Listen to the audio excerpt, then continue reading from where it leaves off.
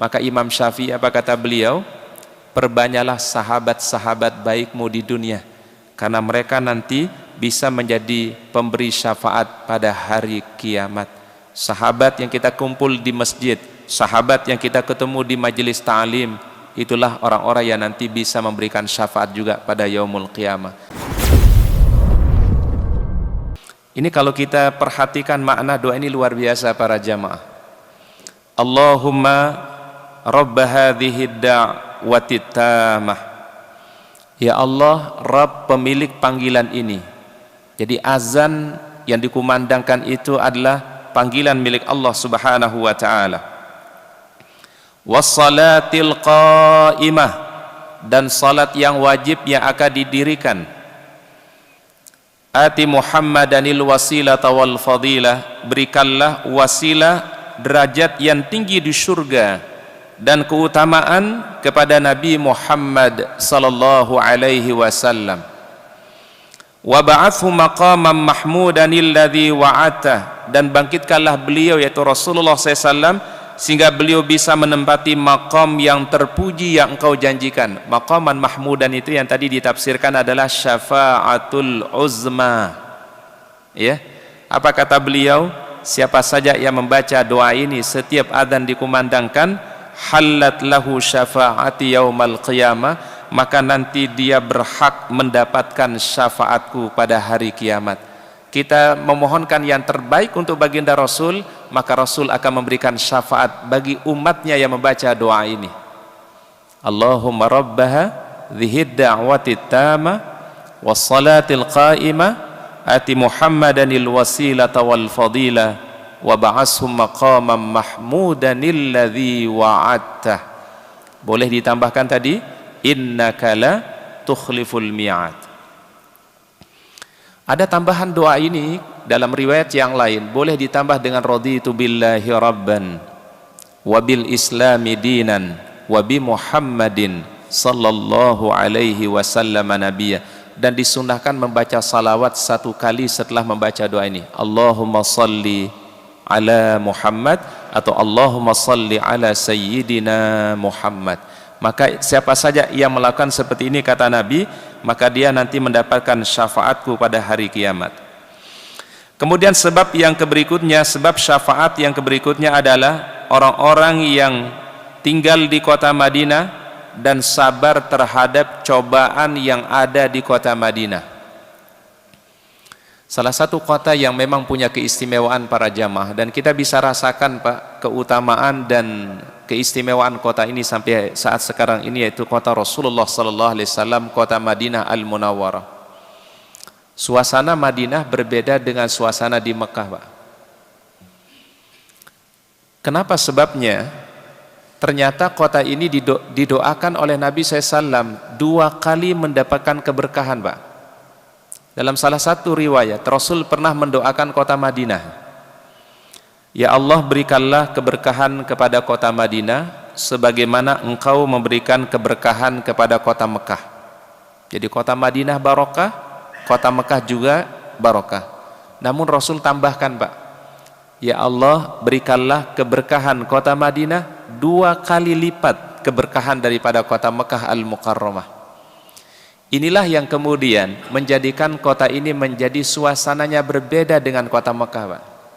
Di situ terasa ketenangan, di situ rasa tumaknina. Allah Ta'ala hadirkan di kota Madinah, kota Rasulullah sallallahu alaihi wasallam. Bahkan Rasul doakan, Pak, ya Allah, berikanlah keberkahan timbangan kota Madinah, makanan kota Madinah, minuman kota Madinah. Ini doa khususnya Rasulullah SAW kepada Madinah Al-Munawwarah. Dan salah satu fadilahnya adalah siapa saja yang meninggal dunia di kota Madinah, maka dia mendapatkan syafaat Rasulullah sallallahu alaihi wasallam. Dan ini tidak disebutkan tentang apa namanya, Pak, tentang kota Mekah, tapi justru adalah siapa yang meninggal dunia di kota apa, Pak? Madinah Al-Munawwarah. Disebutkan dalam Abu Sa'id pernah mendengar Rasulullah SAW bersabda, la yasbir ahadun ala la'awaiha fayamutu illa kuntu lahu syafi'an aw syahidan yaumal qiyamah idza kana musliman.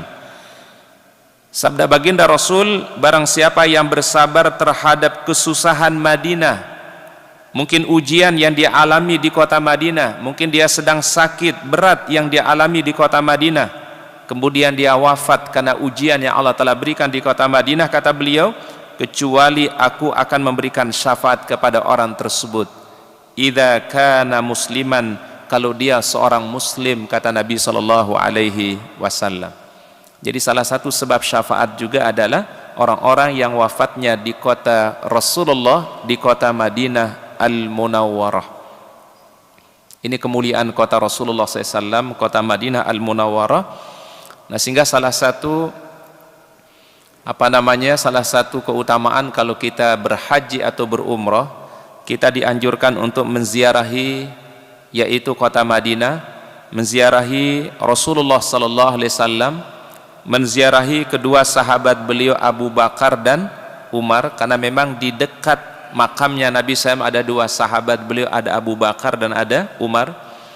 Menziarahi sahabat-sahabat yang wafat di pemakaman Baqi Al-Gharqad, menziarahi yaitu syuhada Uhud yang ada di kota Madinah. Nah, sehingga rangkaian ini sering dilakukan oleh jamaah umroh atau jamaah haji ketika ada di Madinah, menziarahi Rasulullah, menyampaikan salam untuk Rasulullah, salam untuk dua sahabat beliau Abu Bakar dan Umar, dan juga yaitu berziarah ke makam Baqi dan berziarah ke syuhada Uhud yang ada di kota Madinah. Kemudian syafaat berikutnya adalah, sebab syafaat berikutnya adalah as-salatu ala nabi, orang-orang yang membaca salawat untuk Nabi sallallahu alaihi wasallam. Beliau sebutkan dalam sebuah hadisnya, riwayatnya adalah dari Imam Tirmidzi, aulan nas bi yaumal qiyamah aktsaruhum salatan alayya. Jadi orang yang paling utama, kata beliau, yaitu orang yang memperbanyak ucapan salawatnya kepadaku, kata Rasulullah sallallahu alaihi wasallam. Sehingga Rasul menganjurkan para jamaah di zikir pagi dan petang 10 kali kita membaca salawat di pagi hari, 10 kali kita membaca salawat di waktu sore atau di waktu zikir sore. Minimal kalimatnya adalah Allahumma salli ala Muhammad. Atau kalau kita mau tambahkan Allahumma salli wa sallim ala nabiyyina Muhammad. Atau kita baca Allahumma salli wa sallim wa barik ala Muhammad.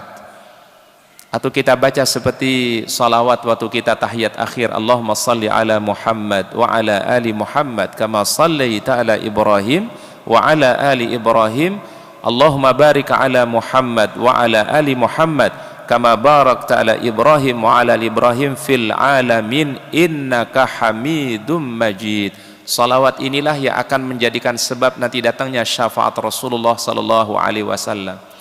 Dan masya Allah para jamaah, ada bukti cinta beliau kepada umatnya, Pak. Diceritakan dalam satu riwayat, Pak, seluruh nabi itu punya doa yang mereka dikabulkan doa-doanya, Pak. Likulli nabiyyin da'watun mu'ajjalatun. Semua nabi punya doa yang dikabulkan. Dan semua nabi, kata beliau, menyegerakan doa mereka di dunia. Tetapi aku, kata Rasulullah SAW, aku simpan doa itu yang akan terkabulkan. Syafa'atan li ummati yaumal qiyamah, agar nanti akan menjadi syafaat bagi seluruh umatku pada hari kiamat. Masya Allah. Nabi SAW satu-satunya nabi yang memikirkan untuk umatnya, memikirkan kita semua, ya. Bahkan sebelum beliau wafat saja, yang beliau ingat itu cuma satu, Pak. Siapa yang beliau sebutkan, Pak? Ummati, ummati, dan ummati. Sehingga syafaat yang Allah Ta'ala berikan itu, Pak, yang paling banyak mendapatkan syafaat nanti yaitu umat Nabi Muhammad sallallahu alaihi wasallam. Mudah-mudahan kecintaan kita kepada beliau, kita mengamalkan ajaran beliau sekecil apapun, mudah-mudahan ini menjadi sebab nanti kita mendapatkan syafaat beliau pada yaumul qiyamah. Sebagaimana beliau merindukan kita semua, kita pun juga merindukan Rasulullah sallallahu alaihi wasallam. Sampai beliau tadi mengatakan, semua nabi punya doa yang mereka segerakan di dunia, tapi doaku aku simpan, kata Nabi, syafa'atan li ummati yaumal qiyamah, agar nanti menjadi sebab syafaat bagi umatku pada hari kiamat. Sehingga banyak orang nanti yang mendapatkan syafaat Rasulullah, Pak. Dalam akidah Ahlus Sunnah wal Jamaah, Pak, pelaku dosa besar, orang yang berbuat dosa besar saja masih ada peluang untuk mendapatkan syafaat Rasulullah sallallahu alaihi wasallam. Pelaku dosa besar, Pak. masih ada kesempatan mendapatkan syafaat Rasul dan dimintakan ampunan kepada Allah Ta'ala. Bahkan orang yang berada dalam api neraka, kata para ulama, Rasul akan memintakan syafaat kepada Allah agar dikeluarkan mereka walaupun imannya di dalam hati mereka misqala dzarratin minal iman, yang ada dalam hatinya kalimat la ilaha illallah. Dan bahkan beliau memberikan syafaat bagi orang-orang yang pernah membela beliau, orang-orang yang pernah mencintai beliau, termasuk paman beliau yang kita kenal, Abu Thalib. Itu mendapatkan syafaat dari baginda Rasulullah sallallahu alaihi wasallam. Inilah kecintaannya Rasulullah sallallahu alaihi wasallam yang kemudian digambarkan di akhir surat Taubah, Pak. Laqad ja'akum rasulun min anfusikum azizun alaihi ma anitum harisun alaikum bil mu'minina raufur rahim fa in tawallaw faqul hasbiyallah la ilaha illahu alaihi tawakkaltu wa huwa rabbul arsyil azim. Baik, sebab syafaat berikutnya adalah memperbanyak sujud. Memperbanyak sujud ini ada dua maknanya kata para ulama hadis. Bisa artinya memperbanyak ibadah sunnah, memperbanyak salat sunnah. Tapi ada yang memahami kathratis sujud artinya memperlama waktu dalam keadaan bersujud untuk berdoa kepada Allah. Ini ternyata punya fadilah yang luar biasa. Diceritakan dari seorang sahabat bernama Rabi'ah bin Ka'ab al-Aslami radhiyallahu an. Ini nama sahabat ini agak unik ya Pak ya. Namanya Rabi'ah ya. Rabi'ah biasanya nama laki apa perempuan Pak? Rabi'ah nama laki apa perempuan Pak? Rabi'ah kan biasanya perempuan ya Pak ya. Tapi ini nama sahabat Rasulullah, sahabi, namanya Rabi'ah bin. Kan kalau dia perempuan belakangnya apa? Binti. Jadi untuk membedakan, ada di dalam bahasa Arab itu Pak, nama kalimatnya sama tetapi penggunaannya bisa untuk laki-laki, bisa untuk perempuan. Mungkin sama kayak di kita ya Pak ya. Ada endang, ada endang Pak. Betul ya Pak ya? Bedanya endang sama endang apa Pak? Kalau di tulisan mah sama Ustadz ya.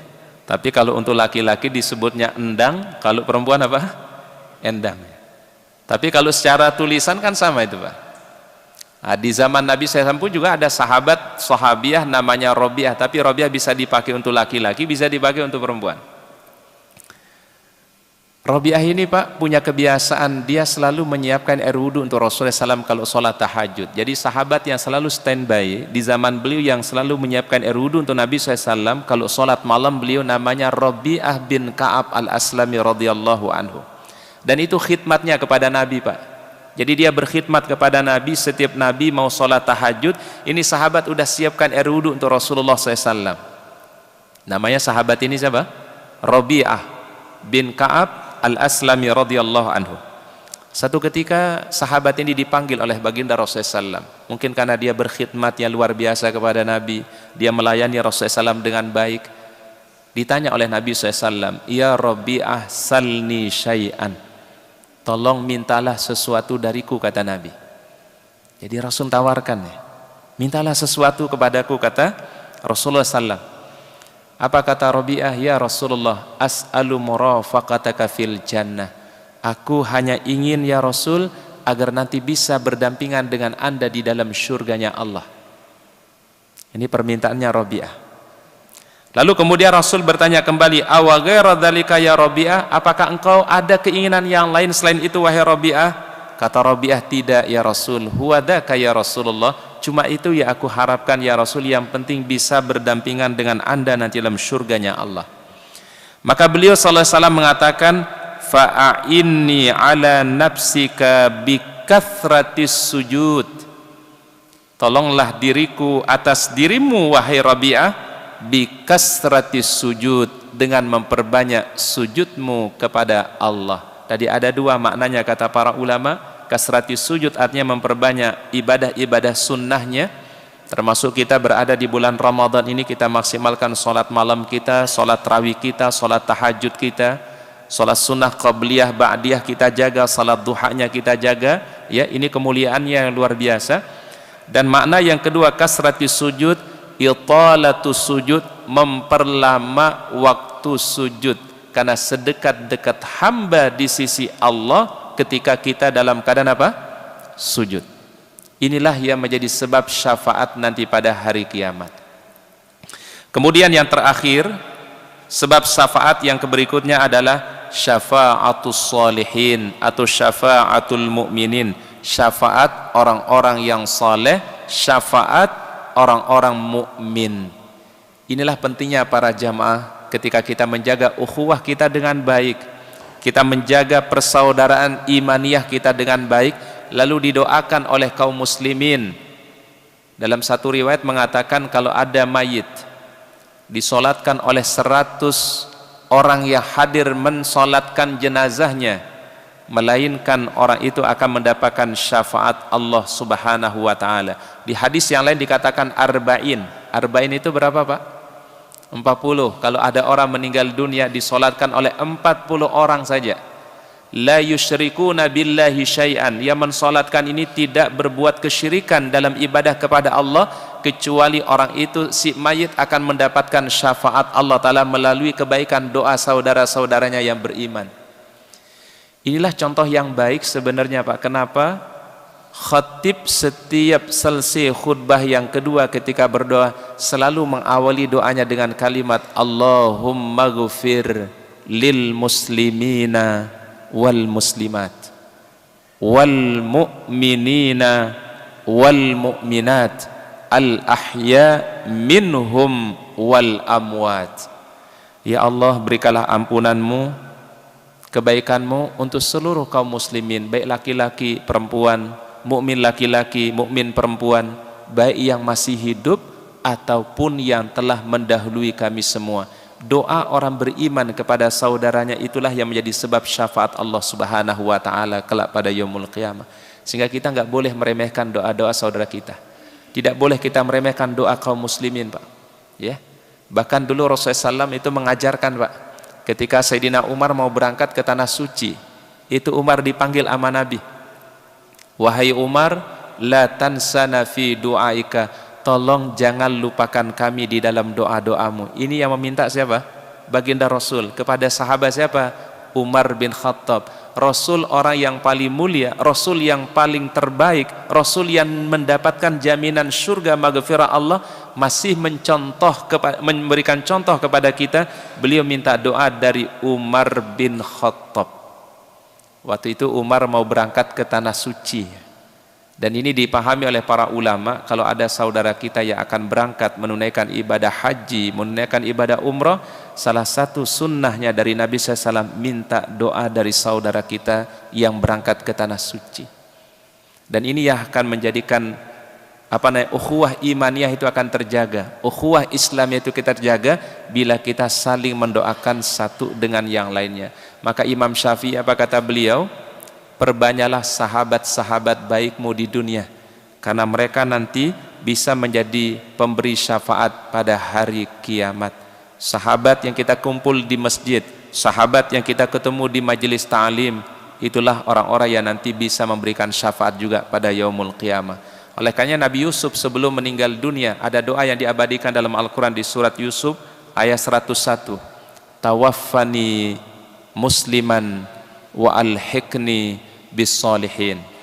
Ya Allah, wafatkan aku dalam keadaan Islam dan kumpulkan aku bersama orang-orang yang saleh, berkumpul dengan orang-orang yang beriman. Mudah-mudahan insyaallah Ramadan ini menghadirkan keberkahan kepada kita semua, memberikan kemuliaan kepada kita semua, dan mudah-mudahan kelak kita dikumpulkan semua di dalam jannahnya Allah subhanahu wa ta'ala. Wallahu alam bisawab. Mungkin itu tausiah atau kajian yang dapat kami sampaikan pada kesempatan pagi hari ini.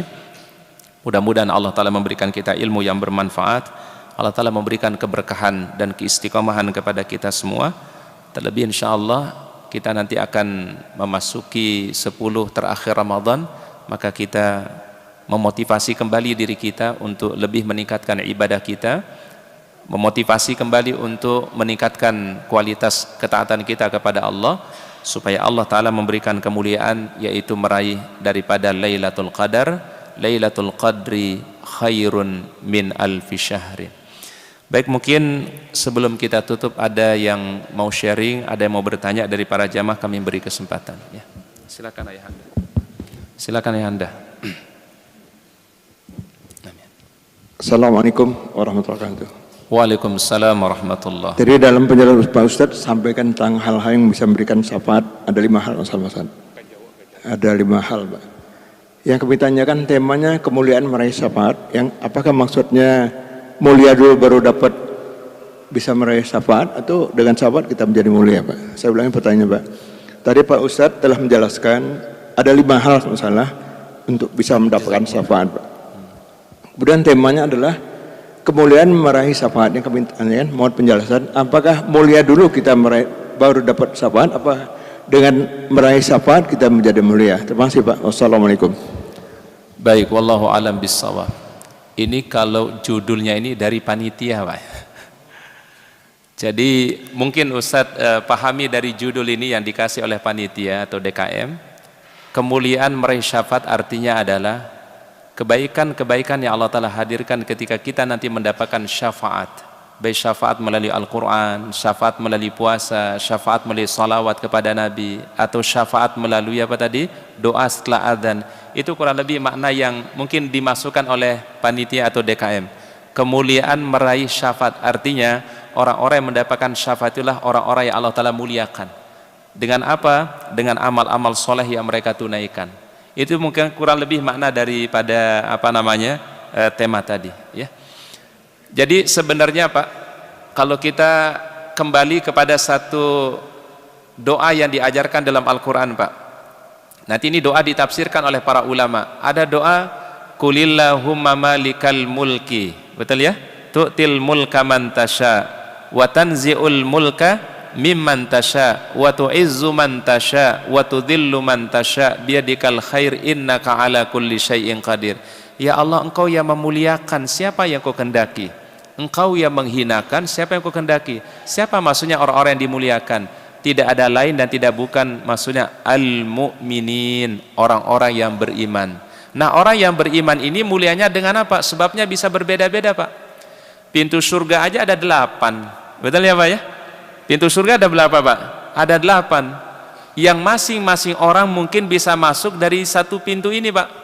Atau mungkin bisa memasuki surga itu dari semua pintu, kata Rasulullah SAW. Ada orang yang nanti dipanggil oleh Allah Ta'ala min babis salat. Ada orang yang memang waktu di dunia ahlus salat, dia dipanggil oleh Allah Ta'ala dari pintu apa, Pak? Salat. Kemudian yang kedua, ada orang yang dipanggil dari pintu namanya Rayyan. Rayyan itu apa? Pintu orang-orang yang berpuasa. Orang-orang yang di dunia ini menjadi ahlus siyam, dia selain puasa wajib dia tunaikan ibadah puasa sunnah, diseru oleh Allah Ta'ala nanti dari pintu namanya apa? Rayyan. Yang ketiga, ada golongan ketiga, diseru oleh Allah Ta'ala dari pintu apa? Jihad fisabilillah, dia berjuang untuk agama Allah. Yang keempat, ada orang dipanggil dari pintu haji, babul haji, kata Rasul. Orang yang menunaikan rukun Islam yang kelima dipanggil oleh Allah Ta'ala nanti dari pintu haji. Yang berikutnya, yang kelima adalah ada namanya pintu babul umroh. Orang-orang yang mungkin belum sempat berhaji tapi dia tunaikan umroh, dipanggil oleh Allah Ta'ala nanti dari pintu namanya apa? Babul umroh. Yang keenam, ada orang yang dipanggil oleh Allah Ta'ala dari pintu at-taubat wal istighfar. Orang-orang yang dulu di dunia bertaubat kepada Allah, senantiasa beristighfar, dipanggil dari pintu apa namanya? Taubat dan istighfar. Yang ketujuh, ada orang dipanggil dari pintu sadaqah, babus sadaqah. Yang dulu di dunia dia tunaikan zakatnya, dia tunaikan sadaqahnya, dia infaknya, dia wakafkan. Maka kemudian dipanggil oleh Allah Ta'ala dari pintu apa namanya? Babus sadaqah. Yang kedelapan namanya babus silah. Orang yang selalu menjaga hubungan baik silaturahimnya, dipanggil oleh Allah Ta'ala nanti dari pintu namanya silah ar-rahim. Lalu Abu Bakar berdiri, ya Rasul, ada enggak orang yang dipanggil dari semua pintu-pintu surga? Ini yang bertanya siapa, Pak? Sayyidina Abu Bakar. Ya Rasulullah, apakah ada orang yang nanti pada hari kiamat dipanggil dari semua pintu-pintu surga, dari pintu sholat, pintu puasa, pintu haji, umrah, jihad, sedekah, silah, taubah? Kata Rasul, na'am. Na'am apa artinya, Pak? Iya. Dan aku berharap, kata Rasul, engkaulah salah satu orangnya, wahai Abu Bakar As-Siddiq. Dan ini menjadi syahid dari Rasul, Pak. Sahabat yang paling terbaik setelah Rasulullah SAW adalah Sayyidina Abu Bakar As-Siddiq radhiyallahu anhu. Bahkan sahabat inilah ia menemani Rasul ketika berangkat hijrah ke kota Madinah.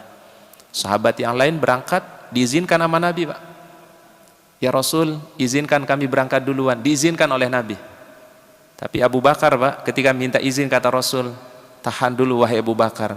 Mungkin engkau lah yang nanti dipilih lah Allah Ta'ala untuk menemani aku dalam perjalanan hijrah menuju kota Madinah. Maka Abu Bakar itu kan berangkat terakhir dia, Pak. Sahabat yang lain udah pada berangkat, ya. Yang ditahan oleh Rasul siapa, Pak? Abu Bakar As-Siddiq radhiyallahu anhu. Dan inilah yang kemudian menjadi sebab kata para ulama, Abu Bakar afdalus sahabah ba'dan Nabi, orang yang paling terbaik setelah Nabi SAW. Sehingga di khutbah Jumat itu kan sering kita dengar ya Pak ya, wardallahu anil khulafa'ir rasyidin Abi Bakrin wa Umar wa Utsmana wa Ali. Atau kalau orang sholat tarawih itu Pak, antara satu sholat tarawih yang kedua, tarawih yang ketiga, tarawih keempat, ada penyebutan Al-Khalifatul Awal Abu Bakrin As-Siddiq radhiyallahu an. Lalu khalifah yang kedua siapa?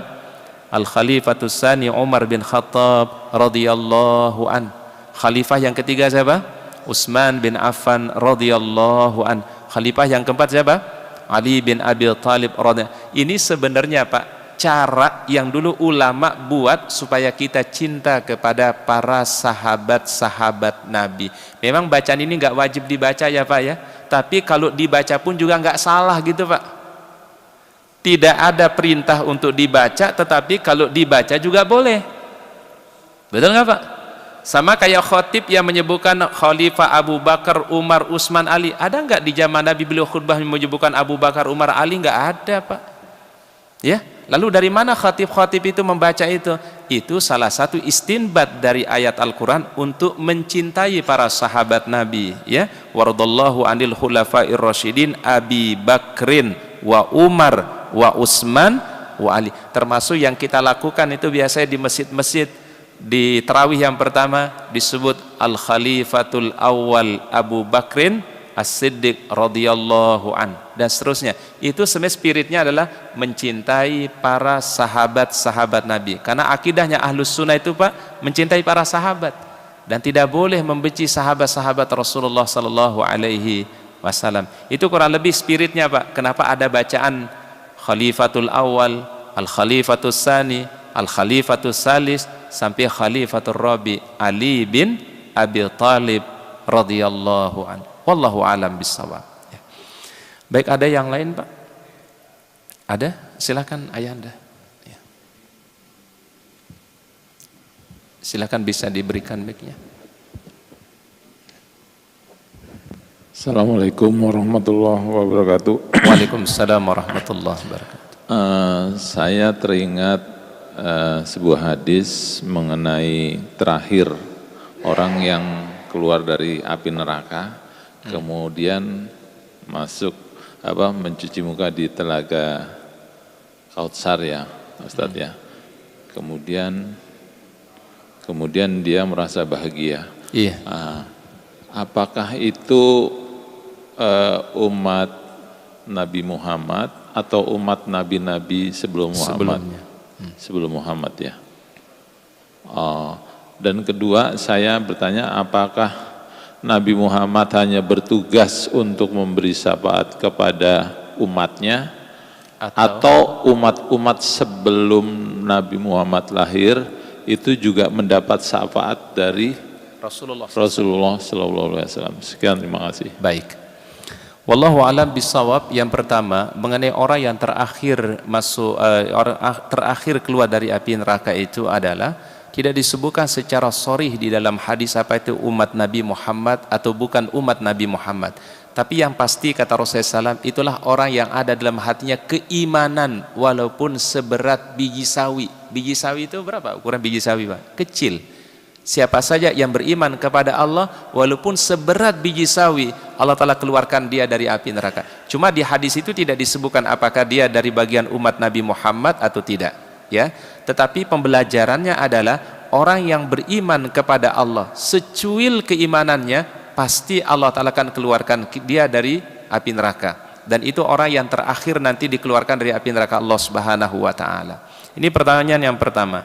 Pertanyaan yang kedua, apakah Nabi SAW bisa memberikan syafaat kepada umat-umat yang lain selain daripada umat beliau? Iya, beliau bisa memberikan syafaat kepada umat yang lain selain daripada umat beliau. Kapan itu terjadi? Itu terjadi di padang mahsyar yang disebutkan dalam kisah tadi, dalam kisah hadis syafaatul uzma.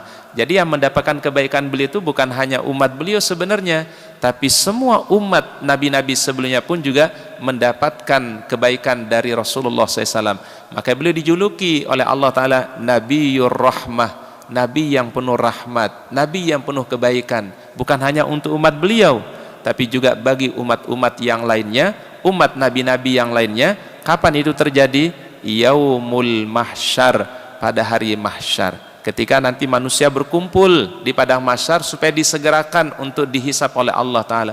Karena manusia udah nggak tahan, Pak, ya, saking beratnya hari itu. Maka manusia minta syafaat tadi kepada Nabi siapa? Adam, tapi Adam nggak sanggup. Datang kepada Nabi Nuh, juga Nabi Nuh nggak sanggup. Datang kepada Nabi Ibrahim alaihissalam, tapi tidak sanggup. Datang kepada Nabi Musa juga demikian, sampai kepada Nabi Isa, tapi Nabi Isa meminta supaya minta syafaat itu kepada Nabi Muhammad SAW. Siapa manusia ini? Kata para ulama, bukan hanya umat Nabi, seluruh umat manusia sebelum umat Nabi Muhammad SAW. Dan ini, Pak, jasa besarnya yang Allah Ta'ala berikan kepada Rasul yang tidak diberikan kepada nabi-nabi yang lainnya. Oleh karenanya, kenapa kita itu, Pak, dalam Al-Quran kita diajarkan mencintai seluruh para nabi. Betul ya, Pak, ya?